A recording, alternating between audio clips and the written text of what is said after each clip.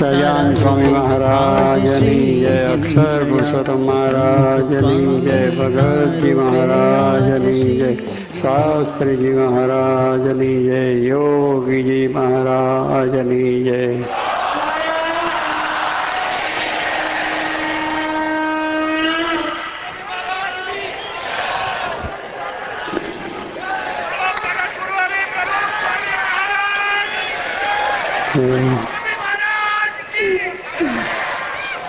આજનો આ એક દિવ્ય પ્રસંગ છે. આ ઉત્સવ પણ પ્રાસાદિક છે. ભગવાન સ્વામિનારાયણ આ ગામમાં બિરાજ્યા અને ઘણા ઉત્સવો કર્યા છે. ગઢડામાં કર્યા છે, અહીંયા કર્યા છે. એમાંનો આ ઉત્સવ એ આપણા ગ્રંથોમાં પણ લખાઈ ગયો છે. એનું વર્ણન પણ સારી રીતે થયેલું છે. આ નાનું ગામ છતાં પણ ભગવાન અહીંયાના જે ભાવિક ભક્તો, દીપા ખાચર, એમનું કુટુંબ, એમનો પરિવાર, ગામના ભાવિકો, એમના પ્રેમને વશ થઈને આવા ગામની અંદર પણ એમને આવા ઉત્સવ કરી અને ભક્તોને સુખ આપ્યું છે. એ પ્રાસાદિક આ ઉત્સવ છે. ભગવાને તે વખતે પણ બધાને રંગ આમ બધાને છાંટીને સુખ્યા કરેલા છે. ત્યાર પછી શાસ્ત્રીજી મહારાજે પણ આ મંદિર કર્યા પછી આ ઉત્સવ એ મહારાજનો પ્રાસાદિક એ કાયમ માટે ઉજવતા અને ભક્તોને એ પ્રમાણે રંગ છાંટતા. રંગ એ તો આપણે આલોકની રીતે રંગાવાની વાત છે, પણ એ મહાન પુરુષોનો ધ્યેય ને સિદ્ધાંત એ રંગ આપણે જે છે રંગવાની વાત, એ આપણા કપડાં રંગાય, આપણું શરીર રંગાય, એટલે આપણી દેહ શુદ્ધિ પણ થાય, ઇન્દ્રિયોની શુદ્ધિ થાય અને સાથે આત્માની પણ શુદ્ધિ થાય. એવો રંગ એ છાંટે છે. એવી એક વાત પણ કરે છે કે આપણને આધ્યાત્મિક રીતે આપણું જીવન રંગાય અને આપણું જીવન પ્રભુમય બને, ભક્તિમય બને, લોકોની સેવા માટે બને, બીજા માટે બને, એવો એક સંદેશો એ રંગની સાથે આપણને આપે છે. અને એ રીતે આપણે આપણા જીવનને રંગવાનું છે. રંગ છાંટ્યો અને કપડાં આપણા લાલ થયા કે જે રંગથી થયા, શરીર પણ થયું, પણ એની સાથે અંદરના જે ભાવો છે એ બદલવાના છે.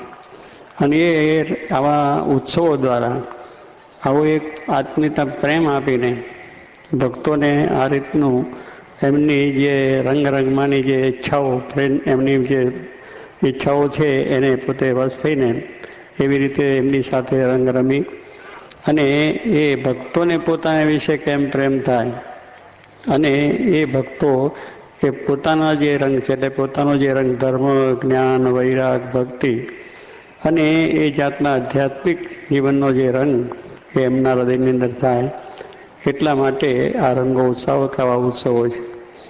ઉત્સવો ઉજવવાને માટે આપણા શાસ્ત્રોમાં છે જ. હોળીનો ઉત્સવ, આ ઉત્સવો બધા આપણે ઉજવીએ છીએ. પણ આજે જુઓ તો ઉત્સવ જરા વિકૃત બની ગયા છે કે આ ઉત્સવની અંદર ઘણી જાતનું જુદી રીતે ઉત્સવ ઉજવાય. માણસો કાદવ ઉછાળીને, છાણ ઉછાળીને, એકબીજાને ગાળો દઈને, એકબીજાને પ્રત્યેનું કંઈક વેર કરીને પણ એ કરતા હોય. પણ ભગવાન શ્રીજી મહારાજે ભગવાનનો આધ્યાત્મિક સાથે એને ભાવ આપ્યો કે રંગ ઉત્સવ રમવું, ભક્તોને જે ઈચ્છા છે એ પ્રમાણે રંગ છાંટવો કરવો બધું છે, પણ સાથે એમના જીવનમાં પણ અંદર રહેલા દૂષણો, એમની સ્વભાવ, એમની વાસનાઓ એ પણ દૂર થાય, તો એ સાચો ઉત્સવ ઉજવ્યો થયા. એ સાચો રંગ આપણને લાગ્યો. આપણે જેમ કહીએ છીએ જોગી મહારાજ કે યોગી આવો તે રંગ મને સીધે લગાડ્યો, બીજો ચડતો નથી એકે રંગ, યોગી આવો તે રંગ સીધે લગાડ્યો.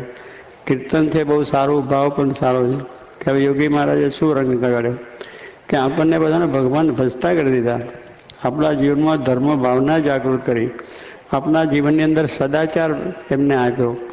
એમને રંગ એવો છાંટ્યો કે આપણે ભગવાનને વિશે આવી ભક્તિ કરતા થઈ ગયા, સેવા કરતા થઈ ગયા અને આપણું જીવન પવિત્ર બનાવ્યું. એટલે એમનો આખો સિદ્ધાંત ધ્યેય એ જ છે કે આવા ઉત્સવો કરીને માણસો ભગવાન તરફ વરે ભગવાનમાં ભક્તિ કરતા થાય, ધર્મનું આચરણ કરતા થાય, લોકોની સેવા કરતા થાય, પ્રેમ કરતા થાય, એવી વાત એમને આપણને આપે છે. એટલે આવો ઉત્સવ ઉજવીને આપણને જે કંઈ એમનો સંદેશો એ છે, એમનો ધ્યેય પણ એ છે કે જે કહ્યું એમનો જેમ કહ્યું કે આપણું એક ધ્યેય પણ હોવું જોઈએ, અને એ ધ્યેય છે પણ એમને આપણને આપ્યું છે.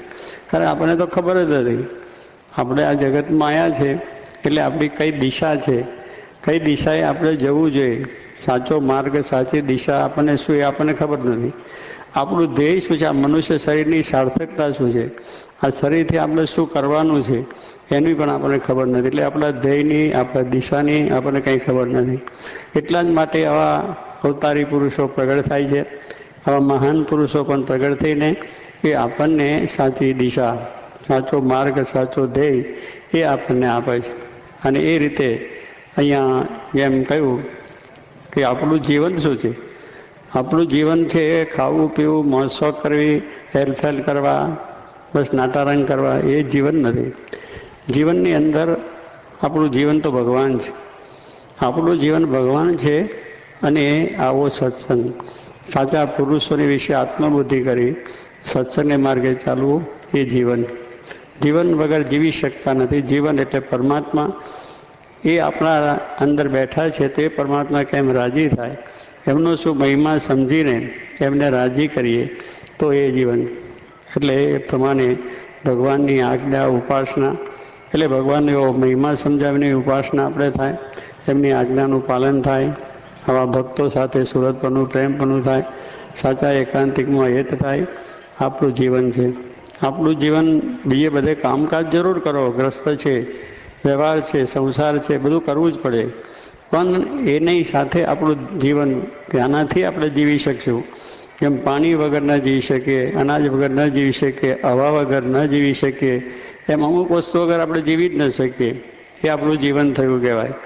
એમ આપણા શ્વાસોશ્વાસ જે લઈએ છીએ, બોલીએ છીએ, ચાલીએ છીએ, એ પણ જો એક ભગવાન તત્વ અંદર ન હોય તો આપણે કંઈ કરી શકીએ નહીં. એ તત્વ અંદર છે એટલે થાય છે, એ તત્વ નીકળી જાય તો આપણે કંઈ જ કરી શકતા નથી. એટલે એ આપણું એક મહાન જીવન છે. તો એમને આપણે જાણીને, એમનો આશરો કરીને, એમના આદેશ મુજબ જીવન જીવીને એમની ભક્તિ કરીએ, આપણો મોક્ષ કરીએ છીએ. અને એ પ્રમાણે મહારાજે પણ આપણને આવા વચનામતો દ્વારા, સ્વામીએ વાતો દ્વારા બધી વાત કરી છે. શ્રીજી મહારાજે શિક્ષાપત્રીમાં પણ એક આપણું ધ્યેય આપ્યું છે કે આપણે આ પૃથ્વીમાં મનુષ્ય શરીર છે એને કરીને બધા જ કામ કરવાના છે, પણ એ બધા જ કામ એ આપણને મોક્ષ ઉપયોગી નથી થતા. છતાં ભગવાન સુધી પહોંચી શકતા નથી, આપણે ભગવાન સુધી પહોંચાડી શકતા નથી. તો નિજાત્માનમ બ્રહ્મરૂપમ દેહત્રય વિલક્ષણમ, શિક્ષાપત્રીનો 116મો શ્લોક મહારાજે આપ્યો આપણને. એમને આપણા શિક્ષાપત્રીના નિયમો બધા આપ્યા. આ નિયમો પાલન કરશો તો તમારી શારીરિક, માનસિક, આર્થિક શાંતિ થશે, તમારા જીવનમાં સારું થશે. પણ એ દેહ પૂરતું છે. પણ અંદર રહેલો આત્મા છે એનું સ્વરૂપ જાણીને, અને એવા જે સત્પુરુષ, જે આત્મનિષ્ઠ છે, બ્રહ્મનિષ્ઠ છે, શ્રોત્રિય છે, એવા સત્પુરુષમાં આત્મબુદ્ધિ કરીને આપણે એ રૂપ થઈને ભગવાન પરમાત્મા પર છે એમની ભક્તિ કરવી, એ આપણું ધ્યેય, આપણું લક્ષ્ય, આપણી દિશા. મનુષ્ય શરીરે કરવાનું બધું છે, કામકાજ, નોકરી, ધંધો, વ્યવહાર, પણ એ બધાની સાથે આપણે આ વસ્તુ છે, એને એ લક્ષ્ય કરવાનું છે. જેમ કોઈ પણ માણસ આ લોકમાં ડિગ્રી મેળવે છે કે કંઈક પોતાનો ધ્યેય લઈને આવ્યો હોય તે ધ્યેય તરફ જ આખું ચાલ્યા કરે છે, અને એ પ્રમાણે એના ધ્યેય પર પહોંચે છે. એમ હમણાં ડૉક્ટર સાહેબ આપણે પધારે છે, સુબ્રમણ્ય સાહેબ, એમને પણ પોતાના જીવનમાં એક ધ્યેય નક્કી કર્યું હતું, તો આજે આટલા સુધી પહોંચી ગયા છે. આખા દુનિયાની અંદર જેમને નામના પ્રાપ્ત કરી. એમને પહેલેથી જ જીવનમાં એક ધ્યેય હતું કે સારામાં ડૉક્ટર થઈને મારે આ રીતે એક સેવા કરવી છે અને સારી રીતે લોકોને એ કરવું છે. તો એ રીતે એવો ધ્યેય દરેક માણસ પોતાના વ્યવસાયની અંદર, કામની અંદર હોય છે, તેને સફળતા મળે. એમ ભગવાને, મોટા પુરુષો, શાસ્ત્રોએ પણ આપણને આ ધ્યેય આપ્યો છે કે મનુષ્ય શરીરથી આ કરવાનું છે કે આત્મારૂપ થઈને પરમાત્માની. ગુણાત્યાન સ્વામીએ પણ વાતમાં વાત કરી કે આપણો જન્મ શા માટે થયો છે, આપણો જન્મ શા માટે થયો છે, એ પ્રશ્ન આપણે દરેકને છે. આપણે જેને તે ખાવા પીવા અને મોજ શોખને વિષય ભોગ ભોગવીને આનંદ પ્રમોદ કરીને જીવન પૂરું કરવાનું, એટલા માટે નથી. એવું જીવન તો પશુઓ પણ જીવે છે. પશુઓ એ ખાય છે, પીવે છે, ઊંઘે છે, નિંદ્રા કરે છે, બાલ બચ્ચાની ઉછેર કરે છે અને મોજ મજા કરીને જીવન પૂરું કરે છે. એટલે એ નથી. કેટલાક તો આપણા કરતાં વધારે આયુષ પણ ભોગવે છે. એટલે લાંબુ આયુષ ભોગવવું એ કંઈ પણ જીવનું કંઈ સાર્થક નથી. એ જીવનનો ધ્યેય નથી.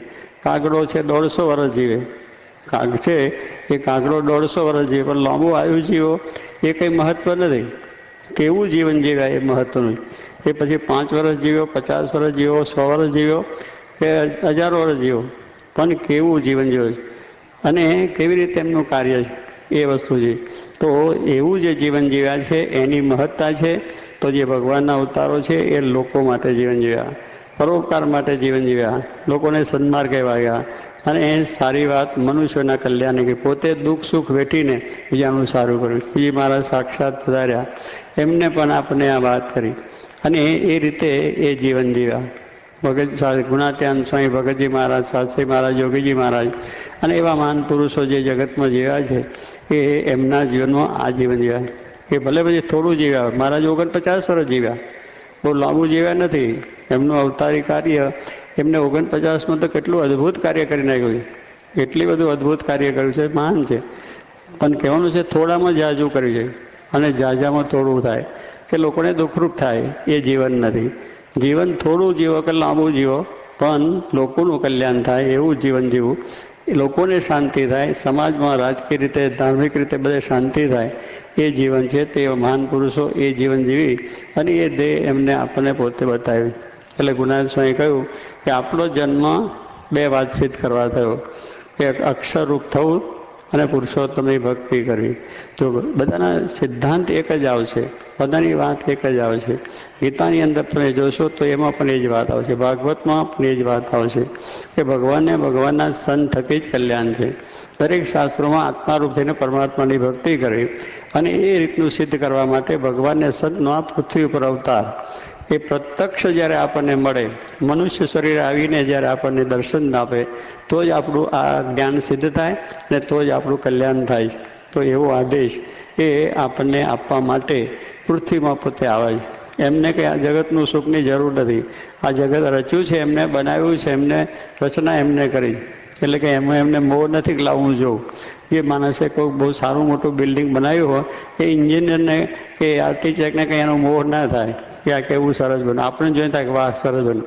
એટલે જેને રચ્યું છે એને કંઈ એની અંદરની મહત્તા નથી. એમ ભગવાને તો આ રચ્યો છે, ઝાડ પાન પર્વત ગુફાઓ મનુષ્યો પશુ પંખી આ બધી રચના છે. તો એમને કંઈ આ જગત જો આવું નથી. એમને તો આમાં અનેક અમેરિકા કહો, અમેરિકા લંડન કહો, અનેક આવી દુનિયા, અનંત દુનિયાની પણ આનંદ બ્રહ્માંડ રચના છે. અનંત બ્રહ્માંડની અંદર આથી વધારે સારા વૈભવ છે. એ જોવાની કંઈ ઈચ્છા નથી, એને પામવાની ઈચ્છા નથી, કારણ પોતે જ રચના છે.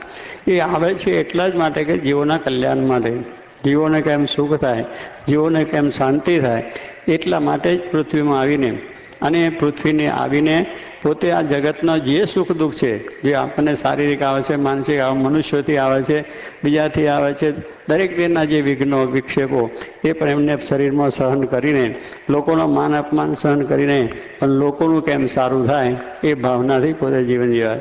એટલે એમની અંદર સુખ દુઃખને કંઈ ગણતા નથી. આ સુખ દુનિયાના સુખની ઈચ્છા પણ નથી. એને તો કેવળ આત્મરૂપ થઈને પરમાત્માનું જે ભજન ને ભગવાનનું જે સુખ એનાથી સુખ્યા થયેલા છે. એટલે એ ભાવના નથી. એટલે એમનું આ જગત રચેલું છે એનું નથી, પણ એનું આવવાનું કારણ, મનુષ્ય શરીર ધારણ કરવાનું કારણ એટલે જ એની અલૌકિક એનો પ્રતાપ છે, એની સત્તા પણ. આ સૂર્યનો એક પ્રકાશ છે, પણ આવા અનંત સૂર્યનો પ્રકાશ એમ જ, પણ એ પ્રકાશ આપણને ઠંડક શાંતિ શીતળતા આપે. એ પ્રકાશ આવો નથી, પણ એવો અનંત પ્રકાશ એની અંદર છે. એ પણ આપણે ઢાંકીને કહેતા એમનો ઐશ્વર્ય પ્રતાપ ઢાંકીને મનુષ્ય જેવા થઈને આપણી સાથે બેસે ઉઠે વાતચીત કરે એટલે આપણને આનંદ આવે, આત્મીયતા થાય અને એને વિશે આપણી ભક્તિ થાય. તો એવું કાર્ય શ્રીજી મહારાજે આવીને કર્યું કે અનંત જે અહીંયા કાઠી દરબારો બીજા ત્રીજા અને એ કોમની અંદર પહેલેથી જરા વ્યસનો અને દૂષણો અને બધું રીતનું હતું, તો એમની સાથે રહીને પણ એમનામાંથી ભાવ કાઢ્યા.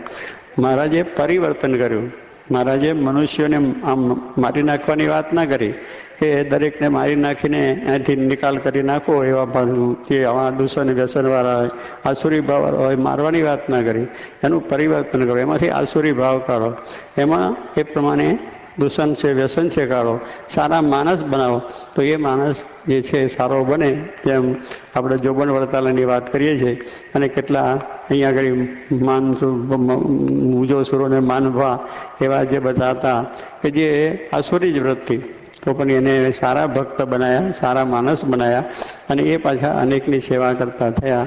તો એમને આવીને આવું સુંદર કાર્ય કરીને આપણને આ જગતમાં શાંતિ સુખ આવ્યું છે. તો એમના જે આ ધ્યેય છે, એમના જે આ વાત છે, એ વાત આપણા જીવનમાં દ્રઢ કરવાની. એ માર્ગે ચાલીને આપણે સુખ્યા થવાનું, એ જ માર્ગ સાચો છે. એ પણ આપણા જીવનમાં ન થવું જોઈએ. એ ભગવાન સાચા છે, એમને આપેલો માર્ગ છે, એમને આપેલા શાસ્ત્રો સાચા છે, એમને આપેલો ધર્મ સાચો છે. એવા મહાન પુરુષો આવ્યાને જે રીતે એમને જીવન જીવીને પરમાત્માની ભક્તિ કરીને ધર્મનું આચરણ કરીને આપણને જે આદેશ આપ્યો છે, તો એમના જીવનમાંથી પણ આપણે આ પ્રેરણા મેળવી અને એ માર્ગે ચાલીને સુખ્યા થવાનું છે. એ આ મનુષ્યદેહનું ફળ છે, મનુષ્યદેહની આપણી સાર્થકતા છે. તો એને આગળ આપણે આવવાને આજે આવા ઉત્સવમાંથી આપણે એવો એક આપણો સંદેશો લઈને જવાનો છે. અગર એક જીવનનું ધ્યેય નક્કી કરીને જવાનું છે કે આપણે રંગે તો જરૂર રંગાવાના છે, કપડાને શરીર રંગાશે, પણ સાથે સાથે આપણું અંતસ્કરણ, આપણી ઇન્દ્રિયો, આપણે અંતસ્કરણ, આપણો આત્મા એ રંગાઈ જાય, પરમાત્માને રંગે. દુનિયાના રંગે નહીં, દુનિયાના રંગે તો રંગેલા છે જ, પણ પરમાત્માના રંગે જ્યાં આપણે હાલતા ચાલતા નાતા ખાતા સર્વ ક્રિયામાં પરમાત્માનું સ્મરણ ભજન અને એમના આદેશો આપણા સામે રહે, એ માટેનું બળ ભગવાન સર્વને આપે. આપ બધા ખૂબ દૂરથી આ ઉત્સવનો લાભ લેવા અને ભગવાનના રંગે રંગાવા આવ્યા છે, તો ભગવાન બધાને બળ આપે. અહીંયા આજે ડૉક્ટર સુબ્રમણ્ય સાહેબ, શૈલેષભાઈ એમની સાથે આવ્યા છે, ખૂબ અમેરિકાથી છે એમના કાર્ય માટે, પણ છતાં એમને અહીંયા દર્શન કરવાની ઈચ્છા હતી એટલે પધાર્યા છે. એમનો પણ ખૂબ આભાર. એમને પણ બહુ જ પ્રેમથી આ સેવા કરી છે, અને અત્યારે તમારી સમક્ષ હું સારી રીતે બોલી શકું છું, એ પણ એમનો આભારી છે કે એમને બહુ જ પ્રેમથી અને બહુ જ લાગણીથી, કેમ કે બે જગ્યાએ લાગણીથી તરત જ એ રીતનું છે કે બીજાનું ઓપરેશન હતું એને એમને બંધ રખાઈ અને પહેલી કર્યું કે આ બહુ જરૂરી છે, તાત્કાલિક કરવાનું છે, તો એ નિર્ણય લઈને અને બહુ જ સારી રીતે અને ખૂબ કાળજી રાખીને અને બહુ જ આ પ્રમાણે મહત્વથી કામ કર્યું છે. એમને પણ ભગવાન ખૂબ લાંબુ આયુષ્ય આપે. એમને પણ આ સેવાનું કાર્ય છે, એમને જો યશ છે એ વિશેષ મળે. શૈલેષભાઈને પણ ખૂબ સારું કાર્ય મળે, તો એ પણ અહીંયા આવ્યા છે. એમની આ પ્રમાણે મારા સર્વશક્તિ આપે ને સુખ્યા કરે. આપણા ભૂપેન્દ્રભાઈ પધાર્યા છે ચુડાસમા સાહેબ, કે આજે નર્મદાનું કામ કરી રહ્યા છે. એમને આ પ્રમાણે આ વખતે ત્યાં દિલ્હીમાં રહીને કેટલા દિવસ ચાલ્યો, કેટલા દિવસ ત્યાં રહ્યા અને બધી રીતે વકીલોને સલાહ આપી અને કાર્ય કર્યું છે. ભગવાનની ઈચ્છાથી આજે થોડોક માર્ગ ખુલ્લો થયો છે, પણ એમની ભાવના છે કે કોઈ વિઘ્ન ના આવે અને આ વચગાળાનો નહીં પણ કાયમનો આપણું કાર્ય સારું થઈ જાય, એ માટે પણ આજે ભગવાનને પ્રાર્થના કરીએ છીએ. અને આપ બધા પણ પ્રાર્થના કરતા રહેજો, જેથી ગુજરાતની અંદર પાણીનો પ્રશ્ન રહે નહીં, નર્મદાની નહેરો વહેતી થઈ જાય અને ઠેઠ કચ્છ ઉત્તર ગુજરાત સુધી બધે પહોંચે, દરેક ક્ષેત્રને કાર્ય મળે, એ પણ ભગવાનને પ્રાર્થના છે. આપ બધાએ દૂરથી આવ્યા છે, તો આપના બધા મનોરથ ભગવાન પૂર્ણ કરે, આપણામાં ભક્તિભાવ થાય. દુનિયામાં, ગુજરાતમાં, ભારતમાં બધે દરેક મનુષ્યોને ધર્મ ભાવના